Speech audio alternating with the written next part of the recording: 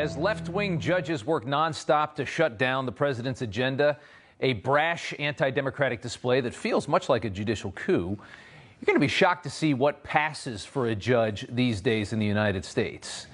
Now, we all know the law must be followed and respected, right? That's part of the whole process. So, of course, the toxic left found a way to corrupt the law itself with its very cancerous ideology. And two remarkable examples of this tonight. The first, Milwaukee County Circuit Judge Hannah Dugan, arrested today by the FBI for helping a violent illegal immigrant avoid ICE by concealing his court appearance on the public docket and then guiding him out of a secret exit from court where he ran from immigration officials. They were waiting for him in one place. She sent him another way to try and get him away from ICE. This is a judge. The second, a New Mexico judge arrested for harboring a Tren de Aragua gang member, an extremely violent and dangerous man in his own home. These are judges doing this, the absolute pinnacle of the judicial system. They allegedly have the integrity required to pass judgment on citizens in a free society. These people can put you in prison. They don't belong anywhere near these positions. These are just two examples of a rotting, corrupted, and politicized judicial system in this country. But before we get into the juicy details of just how twisted this all is, though, here's a look at the reactions we've heard today to these two very logical arrests. Dramatic escalation in the Trump administration's conflict with judges. The FBI director saying on social media that they have taken the extraordinary step to arrest a judge. This is not just an aggressive, but probably an over-aggressive move by the Bureau. Hannah Dugan is not just a judge, she's an American citizen. So now we are starting to arrest American citizens. The Trump administration's FBI, headed by Kash Patel, arrested a Wisconsin judge for simply standing up for the rights of immigrants. This is without any historical precedent and truly terrifying. For the rights of immigrants. Good God. Absolute fury, of course. For a little more context, in New Mexico, Judge Joel Cano and his wife allowed a Tren de Aragua gang member to live in the spare room behind their house, along with a couple of his buddies as well, it sounds like. This is a young man so violent, he had pictures of two decapitated bodies on his cell phone.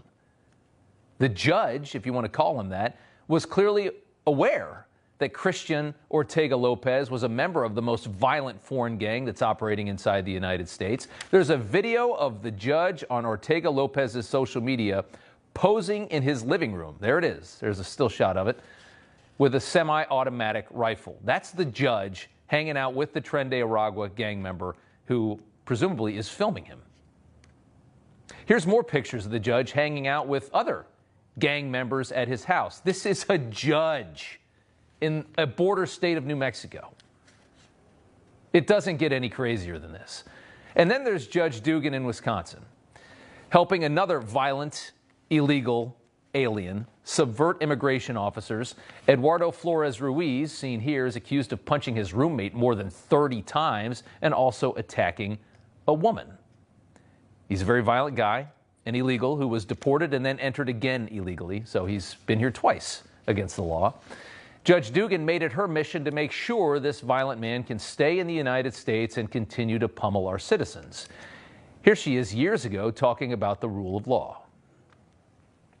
The rule of law is how we address our social issues, how we address our disputes, but also how we grow as people. The rule of law is premised on equal justice, but also we have evolved into due process. Tell us more about the rule of law and due process. Here's what DOJ says Dugan did to subvert the rule of law. She initially hid the Flores Ruiz court date from the public docket, as I said, but she wasn't smart enough to fool ICE. They came anyway. When they showed up, apparently Judge Dugan was furious that they were there.